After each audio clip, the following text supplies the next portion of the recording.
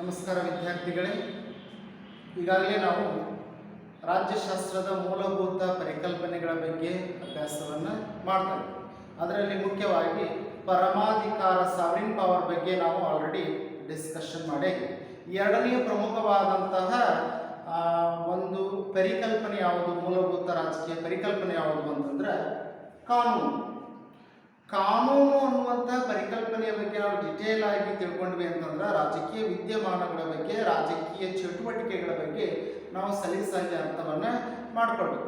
ಸಾಮಾನ್ಯವಾಗಿ ಕಾನೂನು ಅಂತಂದ್ರೆ ಆಡು ಭಾಷೆಯೊಳಗೆ ಕೆಲವು ನಿಯಮಗಳು ಅನ್ನುವಂಥ ಅರ್ಥ ಬರ್ತದೆ. ಅಂದ್ರೆ ಕೆಲವು ಕಟ್ಟುಪಾಡುಗಳು, ಚೌಕಟ್ಟುಗಳು, ನಿಬಂಧನೆಗಳು ಅನ್ನುವಂಥ ಅರ್ಥ ಸಾಮಾನ್ಯವಾಗಿ ಕೊಡ್ತದೆ. ಹೀಗಾಗಿ ರಾಜ್ಯಶಾಸ್ತ್ರದ ವಿದ್ಯಾರ್ಥಿಗಳಾದ ನಾವು ಕಾನೂನಿನ ಬಗ್ಗೆ ನಾವು ಡಿಟೇಲ್ ಆಗಿ ಅಭ್ಯಾಸ ಮಾಡುವಂತಹ ಅನಿವಾರ್ಯತೆ ಇದೆ ಅನ್ನುವಂಥ ಸಂಗತಿಯನ್ನು ನಾವು ಕಾಣ್ತೇವೆ. ಹೀಗಾಗಿ ಮೊದಲು ಕಾನೂನು ಎಂದರೇನು ಅನ್ನುವಂತಹ ಅರ್ಥವನ್ನು ತಿಳ್ಕೊಳ್ಳೋಣ. ಲಾ ಅನ್ನುವಂತಹ ಶಬ್ದಶಃ ಅರ್ಥವನ್ನು ನಾವು ನೋಡೋದಾದ್ರೆ ಇಲ್ಲಿ ಮುಖ್ಯವಾಗಿ ಕಾನೂನು ಎಂಬ ಕನ್ನಡದ ಪದವು ಲಾ ಎಂಬ ಇಂಗ್ಲಿಷ್ ಪದದ ಕನ್ನಡದ ರೂಪಾಂತರ. ಲಾ ಎಂಬ ಇಂಗ್ಲಿಷ್ ಪದವು ಟುಟೆನಿಕ್ ಭಾಷೆಯ ಲ್ಯಾಡ್ ಎಂಬ ಪದದಿಂದ ಬಂದಿದೆ ಅನ್ನುವಂಥ ವಿಚಾರವನ್ನು ನಾವು ಕಾಣ್ತೇವೆ. ಟುಟೆನಿಕ್ ಭಾಷೆಯಲ್ಲಿ ಲ್ಯಾಡ್ ಎಂದರೆ ನಿಶ್ಚಿತ ನಿಯಮ ಅಥವಾ ಏಕರೂಪ ಎನ್ನುವ ಅರ್ಥದೊಂದಿಗೆ ಜೋಡಿಸು, ತೀರ್ಮಾನಿಸು ಎನ್ನುವಂಥ ಅರ್ಥ ಬರ್ತದೆ. ಇದು ಶಬ್ದಶಃ ಅರ್ಥ. ಅಂದರೆ ಕಾನೂನು ಎಂಬ ಕನ್ನಡದ ಪದವು ಇಂಗ್ಲಿಷ್ ಭಾಷೆಯ ಲಾ ಎಂಬ ಪದದ ಕನ್ನಡದ ರೂಪಾಂತರವಾಗಿದ್ದು, ಲಾ ಎಂಬ ಇಂಗ್ಲಿಷ್ ಪದವು ಟುಟೆನಿಕ್ ಭಾಷೆಯ ಲ್ಯಾಗ್ ಎಂಬ ಪದದಿಂದ ಬಂದಿದೆ. ಟುಟೆನಿಕ್ ಭಾಷೆಯಲ್ಲಿ ಲ್ಯಾಗ್ ಅಂದರೆ ನಿಶ್ಚಿತ ನಿಯಮ ಅನ್ನುವಂಥ ಅರ್ಥ ಬರ್ತದೆ, ಏಕರೂಪ ಎನ್ನುವಂಥ ಅರ್ಥದೊಂದಿಗೆ ಜೋಡಿಸುವ ಅನ್ನುವಂಥ ಅರ್ಥ ಬರ್ತದೆ, ತೀರ್ಮಾನಿಸುವ ಅನ್ನುವಂಥ ಅರ್ಥ ಬರ್ತದೆ. ಆದರೆ ರಾಜ್ಯದಲ್ಲಿರುವ ಎಲ್ಲರನ್ನು ಒಂದುಗೂಡಿಸಿ ಶಾಂತಿ ಸುವ್ಯವಸ್ಥೆಯನ್ನು ಕಾಪಾಡಿ ಜನರನ್ನು ನಿಯಂತ್ರಿಸುವ ವಿಷಯಕ್ಕೆ ಸಂಬಂಧಪಟ್ಟಂತೆ ಅನ್ನುವಂಥ ವಿಚಾರವನ್ನು ನಾವು ಕಾಣ್ತೀವಿ. ಹೌದಾ? ಇದು ಶಬ್ದಶಃ ಅರ್ಥ. ಯಾಕಂದ್ರೆ ನಿಮಗೆ ಒಂದು ಅಂಕದ ಪ್ರಶ್ನೆ ಕೂಡ ಉಂಟು. ಏನು ಅಂತಂದ್ರೆ ಕಾನೂನಿನ ಮೂಲ ಪದ ಯಾವುದು ಅಂತ ಕೂಡ ಕೇಳ್ಯಾರ. ಹೌದಾ? ಟುಟೆನಿಕ್ ಭಾಷೆಯ ಲ್ಯಾಗ್ ಅನ್ನೋದು ರೂಟ್ ವರ್ಡ್ ಆಫ್ ಲಾ. ಮುಖ್ಯವಾಗಿ ನಾವು ಕಾನೂನು ಎಂದರೇನು ಅನ್ನುವಂತಹ ಅರ್ಥವನ್ನು ಅಥವಾ ಡೆಫಿನೇಷನ್ ಅನ್ನು ನೋಡೋದಾದ್ರೆ ಇಲ್ಲಿ ಮುಖ್ಯವಾಗಿ ರಾಜ್ಯವು ಪ್ರಜೆಗಳಿಗಾಗಿ ನೀಡಿರುವಂಥ ಕೆಲವು ನಿಯಮಗಳನ್ನು, ನಿಬಂಧನೆಗಳನ್ನು ನಾವು ಕಾನೂನುಗಳು ಅಂತೇಳಿ ಸ್ಪಷ್ಟವಾಗಿ ಹೇಳಬಹುದು. ಸಾಮಾನ್ಯವಾಗಿ ಆಧುನಿಕ ರಾಜ್ಯದಲ್ಲಿ ಕಾನೂನುಗಳು ಹೆಂಗೆ ರಚನೆ ಅಕ್ಕಾವು, ಯಾವ ರೀತಿ ಲಾ ಫಾರ್ಮೇಷನ್ಸ್ ಅಕ್ಕಾವು ಅಂತಂದ್ರೆ ಇಲ್ಲಿ ರಾಜ್ಯದ ಸರ್ಕಾರದ ಮುಖಾಂತರವಾಗಿ ಕಾನೂನುಗಳು ರಚನೆ ಅಕ್ಕಾವು. ಅಂದ್ರೆ ಸರ್ಕಾರದಲ್ಲಿ ಮುಖ್ಯವಾಗಿ 3 ಅಂಗಗಳು ಬರ್ತವೆ: ಶಾಸಕಾಂಗ, ಕಾರ್ಯಾಂಗ ಮತ್ತು ನ್ಯಾಯಾಂಗ. ಲೆಜಿಸ್ಲೇಟರ್, ಎಕ್ಸಿಕ್ಯೂಟಿವ್ ಆ್ಯಂಡ್ ಜುಡಿಷಿಯರಿ, ಈ ರೀತಿ 3 ಭಾಗಗಳ ಮುಖಾಂತರವಾಗಿ ಹಂತ ಹಂತವಾಗಿ ಸರ್ಕಾರ ಕಾಯ್ದೆ ಕಾನೂನುಗಳನ್ನು ರಚನೆ ಮಾಡುತ್ತದೆ ಎನ್ನುವಂಥ ವಿಚಾರವನ್ನು ನಾವು ಕಾಣ್ತೇವೆ. ಅಂದರೆ ಶಾಸಕಾಂಗವು ಚರ್ಚೆ ಮಾಡಿ ಶಾಸನಗಳನ್ನು ರಚನೆ ಮಾಡ್ತೈತಿ, ಕಾನೂನುಗಳನ್ನು ರಚನೆ ಮಾಡ್ತೈತಿ. ಕಾರ್ಯಾಂಗವು ಅದನ್ನು ವ್ಯವಸ್ಥಿತವಾಗಿ ಅನುಷ್ಠಾನಕ್ಕೆ ತರುವಂತಹ, ಇಂಪ್ಲಿಮೆಂಟೇಷನ್ ಮಾಡುವಂಥ ಕೆಲಸವನ್ನು ಕಾರ್ಯಾಂಗ ಮಾಡ್ತೈತಿ. ನ್ಯಾಯಾಂಗ ಕಾನೂನುಗಳನ್ನು ಪರಾಮರ್ಶೆ ಮಾಡುವಂಥ, ಪರಿಶೀಲನೆ ಮಾಡುವಂತಹ ಜವಾಬ್ದಾರಿಯನ್ನು ಮಾಡ್ತೈತಿ. ಜೊತೆಗೆ ಕಾನೂನುಗಳನ್ನು ರಕ್ಷಣೆ ಮಾಡುವಂಥ, ಪ್ರಜೆಗಳ ಹಕ್ಕುಗಳನ್ನು ರಕ್ಷಣೆ ಮಾಡುವಂತಹ ಮಹತ್ತರವಾದಂಥ ಜವಾಬ್ದಾರಿ ನ್ಯಾಯಾಂಗ ವ್ಯವಸ್ಥೆ ಮಾಡುತ್ತದೆ ಅನ್ನುವಂಥ ಸಂಗತಿಯನ್ನು ನಾವು ಕಾಣ್ತೇವೆ.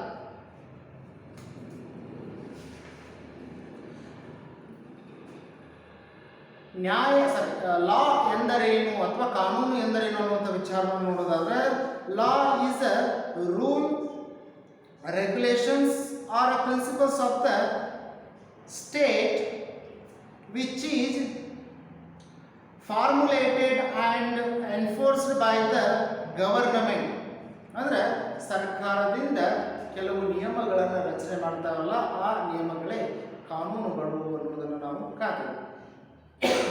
ಸಾಮಾನ್ಯ ಭಾಷೆಯೊಳಗೆ ಕಾನೂನುಗಳು, ನೀತಿ ನಿಯಮಗಳು, ಕಾನೂನುಗಳು ಅಂತಂದ್ರೆ ಸರಿಯಾದದ್ದನ್ನು ಮಾಡುವು ಅನ್ನುವಂಥ ಅರ್ಥವನ್ನು ಕೂಡ ಕೊಡ್ತದೆ. ಅಂದರೆ ಕಾನೂನು ಪ್ರಕಾರ ಅದು ಸರಿಯಲ್ಲ, ಕಾನೂನು ಪ್ರಕಾರವೇ ನಾನು ನಡೆದುಕೊಳ್ಳುತ್ತಿದ್ದೇನೆ, ಕಾನೂನು ನಮ್ಮನ್ನು ರಕ್ಷಿಸುತ್ತದೆ, ಕಾನೂನಿನಲ್ಲಿ ಈ ಥರ ಇಲ್ಲ ಅನ್ನುವಂಥ ಅನೇಕ ಸಂದರ್ಭಗಳಲ್ಲಿ ನಾವು ಆ ಒಂದು ಕಾನೂನು ಅನ್ನುವಂಥ ಪದವನ್ನು ಬಳಕೆ ಮಾಡೋದು ಕೂಡ ಉಂಟು. ಅಂದರೆ ಕಾನೂನು ಅಂದರೆ ನಿಯಮಗಳು, ಅಂದರೆ ಕಾನೂನುಗಳಂದ್ರೆ ಕಟ್ಟುಪಾಡುಗಳು, ನಿರ್ಬಂಧಗಳು, ನಿಯಂತ್ರಣಗಳು ಅನ್ನುವಂಥ ಅರ್ಥವನ್ನು ನಾವು ಗಮನದಲ್ಲಿ ಇಟ್ಕೊಳ್ಬೇಕು. ಅಂದರೆ ರಾಜ್ಯ ಅನ್ನುವಂಥ ಒಂದು ಸಂಸ್ಥೆಯು ಸರ್ಕಾರ ಮುಖಾಂತರವಾಗಿ ಕೆಲವು ಕಟ್ಟುಪಾಡುಗಳನ್ನು, ನಿಯಮಗಳನ್ನು ರಚನೆ ಮಾಡಿರುತ್ತದೆ. ಆ ನಿಯಮಗಳೇ ಕಾನೂನುಗಳು ಅನ್ನುವಂಥ ವಿಚಾರವನ್ನು ನಾವು ಕಾಣ್ತಾ ಇದ್ದೀವಿ. ಶಾಸಕಾಂಗ ಕಾರ್ಯಗಳು ಮತ್ತು ನ್ಯಾಯಾಲಯಗಳ ಮುಖಾಂತರವಾಗಿ ಕಾನೂನುಗಳು ಹೆಂಗೆ ರೆಡಿ ಆಕ್ಕವು ಅಥವಾ ಹೆಂಗೆ ಫಾರ್ಮೇಷನ್ ಆಕ್ಕವು ಅಂತಂದರೆ, ಮುಖ್ಯವಾಗಿ ಶಾಸನ ಸಭೆಗಳಲ್ಲಿ ಚರ್ಚೆಯನ್ನು ಮಾಡ್ತಾರೆ. ಯಾವುದಾದ್ರೂ ಒಂದು ಕಾನೂನು ಆಗಬೇಕು ಅಂತಂದ್ರೆ ಅದು ಮೊದಲು ಮಸೂದೆಯ ರೂಪದಲ್ಲಿ ಇರ್ತದೆ, ಹೌದಾ, ಬಿಲ್ ರೂಪದಲ್ಲಿ ಇರ್ತದೆ, ಹೌದಾ. ಆ ಬಿಲ್ಲನ್ನು ಸಬ್ಮಿಟ್ ಮಾಡಿದ್ರು ಅಂತಂದ್ರೆ, ಅಂದರೆ ಶಾಸಕಾಂಗದಲ್ಲಿ ಲೆಜಿಸ್ಲೇಚರ್ಗಳಲ್ಲಿ ಅದನ್ನು ಸಬ್ಮಿಟ್ ಮಾಡಿದ್ರು ಅಂತಂದ್ರೆ ಅಲ್ಲಿ ಅದು ಪಾಸ್ ಆಗಬೇಕು. ಅದು ಪಾಸ್ ಆಯಿತು ಅಂತಂದ್ರೆ ನಂತರ ಅದು ಶಾಸಕಾಂಗ ಅಂತಂದ್ರೆ ಮುಖ್ಯವಾಗಿ ನಮ್ಮ ಭಾರತದ ಸಂಸತ್ತಿನಲ್ಲಿ ಲೋಕಸಭೆ ಮತ್ತು ರಾಜ್ಯಸಭೆಗಳು ಅಂತ ಹೇಳಿದವು. ಲೋಕಸಭೆ ಮತ್ತು ರಾಜ್ಯಸಭೆಗಳ ಎರಡರಿಂದಲೂ ಕೂಡ ಅಪ್ರೂವಲ್ ಆಯಿತು ಅಂತಂದ್ರೆ, ಒಪ್ಪಿಗೆ ಆಯಿತು ಅಂತಂದ್ರೆ ಆ ಬಿಲ್ಲು ನಂತರ ಅದು ಪ್ರೆಸಿಡೆಂಟ್ ಸಿಗ್ನೇಚರ್ ಆದ ಮುಖಾಂತರವಾಗಿ ಅದು ಏನಾಗುತ್ತೆ ಅಂತಂದ್ರೆ ಲಾ ಆಗುತ್ತದೆ ಅಥವಾ ಕಾನೂನು ಆಗುತ್ತದೆ, ಕಾಯ್ದೆ ಆಗುತ್ತದೆ ಅನ್ನುವಂಥ ವಿಚಾರವನ್ನು ನಾವು ಕಾಣ್ತಾ ಇದ್ದೀವಿ. ನಂತರ ಅದನ್ನು ನ್ಯಾಯಾಂಗ ವ್ಯವಸ್ಥೆ ಪರಿಶೀಲನೆ ಮಾಡಿ ಅದನ್ನು ಕಾರ್ಯಾಂಗದ ಮುಖಾಂತರವಾಗಿ ಇಂಪ್ಲಿಮೆಂಟೇಷನ್ ಮಾಡುವಂಥ ಒಂದು ವ್ಯವಸ್ಥೆ ನಿರ್ಮಾಣ. ಅಂದರೆ ನಮ್ಮ ಭಾರತ ದೇಶದಲ್ಲಿ ರಾಷ್ಟ್ರೀಯ ಕಾನೂನುಗಳನ್ನು ಫಾರ್ಮೇಷನ್ ಮಾಡುವವರು ಯಾರು ಅಂತಂದ್ರೆ ಇಲ್ಲಿ ಪಾರ್ಲಿಮೆಂಟ್ ರಾಷ್ಟ್ರೀಯ ಕಾನೂನನ್ನು ಎಸ್ಟಾಬ್ಲಿಷ್ಮೆಂಟ್ ಅಥವಾ ಫಾರ್ಮೇಷನ್ ಮಾಡ್ತಾರೆ.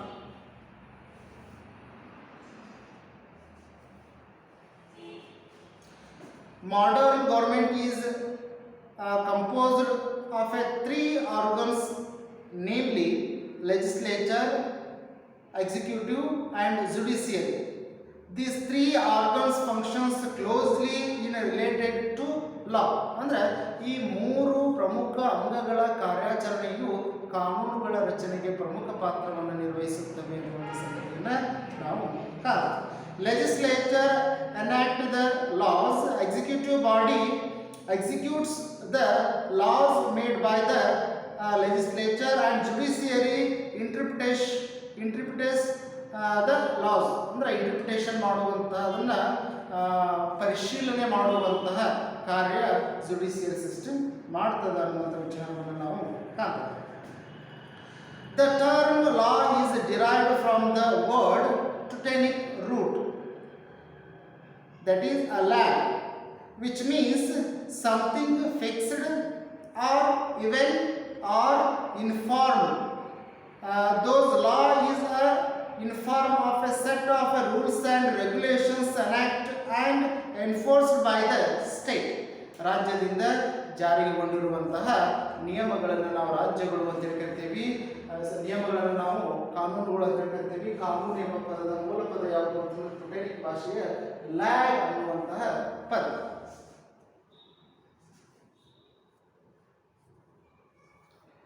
ರಾಜ್ಯಶಾಸ್ತ್ರದಲ್ಲಿ ನಾವು ಮುಖ್ಯವಾಗಿ ರಾಜಕೀಯ ಕಾನೂನುಗಳ ಬಗ್ಗೆ ವ್ಯವಸ್ಥಿತವಾಗಿ ಅಧ್ಯಯನವನ್ನು ಮಾಡ್ತೀವಿ.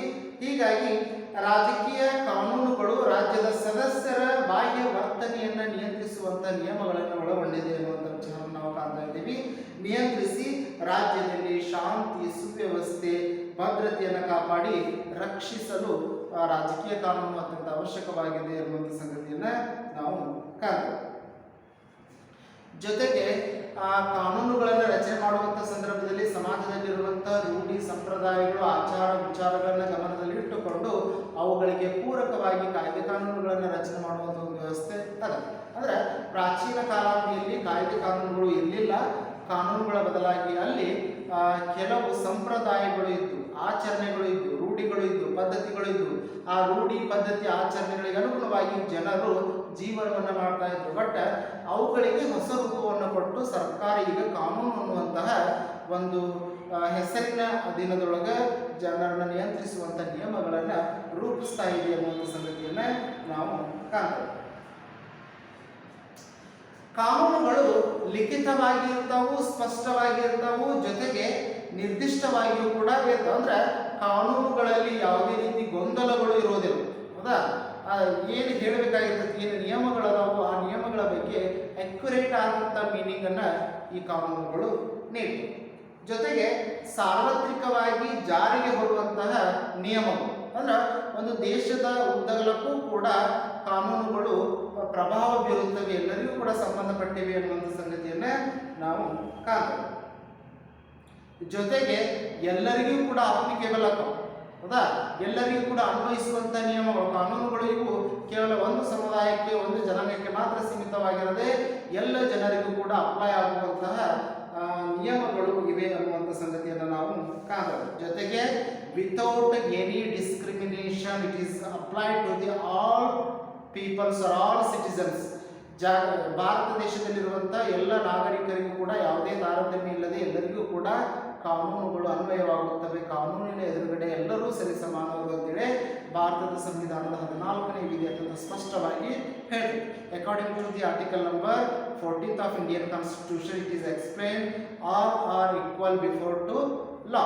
ಕಾಯ್ದೆ ಎದುರುಗಡೆ ಎಲ್ಲರೂ ಸಮಾನರು, ಎಲ್ಲರೂ ಕೂಡ ಕಾಯ್ದೆಗೆ ತಲೆಬಾಗಲೇಬೇಕು. Respect to the law in our country ಅನ್ನುವಂಥ ವಿಚಾರವನ್ನು ಸಂವಿಧಾನಕ್ಕೆ ಸ್ಪಷ್ಟಪಡಿಸಿದೆ ಅನ್ನುವಂಥ ವಿಚಾರವನ್ನು ನಾವು ಕಾಣ್ತಾ ಇದ್ದೀವಿ. ಹೀಗಾಗಿ ಪ್ರಜಾಸತ್ತಾತ್ಮಕ ವ್ಯವಸ್ಥೆಯನ್ನು ಅಳವಡಿಸಿಕೊಂಡಂಥ ಭಾರತ ದೇಶದಲ್ಲಿ ಮುಖ್ಯವಾಗಿ ಜನರ ಜೀವ ರಕ್ಷಣೆ ಅಥವಾ ಅವರ ಅಭಿವೃದ್ಧಿಗೆ ಸಂಬಂಧಪಟ್ಟಂತೆ ಮತ್ತು ಅವರ ಯೋಗಕ್ಷೇಮವನ್ನು ಅವಲೋಕನದಲ್ಲಿಟ್ಟುಕೊಂಡು ರಾಜ್ಯ ಅಥವಾ ಸರ್ಕಾರದ ಮುಖಾಂತರವಾಗಿ ಕೆಲವು ನಿಯಮಗಳನ್ನು ರೂಪಿಸಿದೆ ಅನ್ನುವಂಥ ಸಂಗತಿಯನ್ನು ನಾವು ಕಾಣ್ತೇವೆ. ನಂತರ ಈ ಒಂದು ಕಾನೂನು ಅನ್ನುವಂಥ ಪರಿಕಲ್ಪನೆಗೆ ಸಂಬಂಧಪಟ್ಟಂತೆ ಅನೇಕ ರಾಜಕೀಯ ಚಿಂತಕರು ತಮ್ಮದೇ ಆದಂಥ ವ್ಯಾಖ್ಯಾನಗಳನ್ನು ನೀಡ್ಯಾರೆ. ಇಲ್ಲಿ ಜಾನ್ ಆಸ್ಟಿನ್ ಅವರು ತಮ್ಮದೇ ಆದಂಥ ರೀತಿಯಲ್ಲಿ ವ್ಯಾಖ್ಯಾನವನ್ನು ನೀಡ್ಯಾರು. ನಿರ್ದಿಷ್ಟ ವ್ಯಕ್ತಿಯು ಶ್ರೇಷ್ಠ ವ್ಯಕ್ತಿಗೆ ನೀಡುವಂಥ ಆಜ್ಞೆಯೇ ಕಾನೂನು ಅಂತೇಳಿ ಅವರು ಹೇಳ್ಯಾರ. ಅಂದ್ರೆ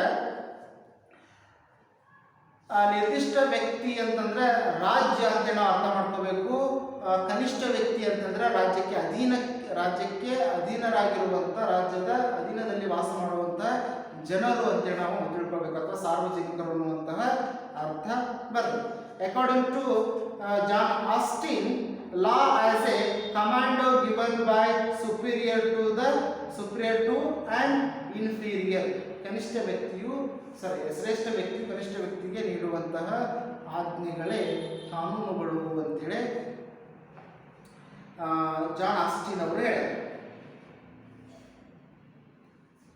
ನಂತರ ಪ್ರೊಫೆಸರ್ ಹಾಲೆಂಡ್ ಅವರ ಪ್ರಕಾರ ಒಂದು ರಾಜಕೀಯ ಸಾರ್ವಭೌಮಾಧಿಕಾರ ಸ್ಥಾನದಿಂದ ಜಾರಿಗೆ ಬರುವಂತಹ ಮಾನವನ ಬಾಹ್ಯ ಚಟುವಟಿಕೆಗಳಿಗೆ ಸಂಬಂಧಿಸಿದ ಸಾಮಾನ್ಯ ನಿಯಮಗಳೇ ಕಾನೂನು ಅಂತೇಳಿ ಹಾಲೆಂಡ್ ಅವರು ಹೇಳ್ತಾರೆ.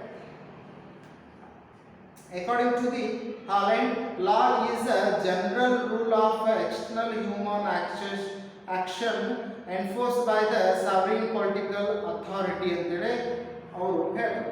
ಜೊತೆಗೆ ವುಡ್ರೋ ವಿಲ್ಸನ್ ಅವರ ಪ್ರಕಾರ ಸ್ಥಿರಪಟ್ಟ ವಿಚಾರಗಳು ಮತ್ತು ರೂಢಿಗಳು ಸಾರ್ವಜನಿಕ ಒಪ್ಪಿಗೆಯ ನಂತರ ಸರ್ಕಾರದ ಕಕ್ಷೆಗೆ ಬಂದಾಗ ಅವುಗಳು ಕಾನೂನು ಆಗುತ್ತವೆ ಎನ್ನುವಂಥ ವಿಚಾರವನ್ನು ವುಡ್ರೋ ವಿಲ್ಸನ್ ಅವರು ಹೇಳ್ತಾರೆ. According to the Woodrow Wilson, law is the portion of the established habit and thought of a mankind which has gained distinct and formal recognition in the space of informed rule backward by the authority and power of the government ಅನ್ನುವಂಥ ವಿಚಾರವನ್ನು ಅವರು ಹೇಳ್ತಾರೆ. ಜೊತೆಗೆ ಕೊನೆಯದಾಗಿ ಟಿ.ಎಚ್. Green ರವರು ಕಾನೂನಿಗೆ ಸಂಬಂಧಪಟ್ಟಂತೆ ಏನು ವ್ಯಾಖ್ಯಾನವನ್ನು ನೀಡಿದ್ದಾರೆ ಅಂತಂದ್ರೆ, ರಾಜ್ಯ ಜಾರಿಗೆ ತರುವ ಹಕ್ಕು ಮತ್ತು ಕರ್ತವ್ಯಗಳ ವ್ಯವಸ್ಥೆಯೇ ಕಾನೂನು ಅಂತೇಳಿ ಟಿ.ಎಚ್. ಗ್ರೀನ್ ರವರು ಹೇಳ್ಯಾರ. According to the T H. Green, the system of rights and obligations which the state enforces ಇದು ಕಾನೂನು ಅನ್ನುವಂತಹ ಮೂಲಭೂತ ಪರಿಕಲ್ಪನೆಯ ಅರ್ಥ ಮತ್ತು ವ್ಯಾಖ್ಯೆಗಳ ಬಗ್ಗೆ ನಾವು ಅವಲೋಕನ ಮಾಡಿದ್ವಿ. ನೆಕ್ಸ್ಟ್ ಮುಂದಿನ ಅವಧಿಯಲ್ಲಿ ಕ್ಲಾಸಿಫಿಕೇಶನ್ ಆಫ್ ಲಾ ಅಂದ್ರೆ ಕಾನೂನುಗಳ ವರ್ಗೀಕರಣದ ಬಗ್ಗೆ ಮುಂದಿನ ಅವಧಿಯಲ್ಲಿ ವಿಚಾರಗಳನ್ನು ಅವಲೋಕನ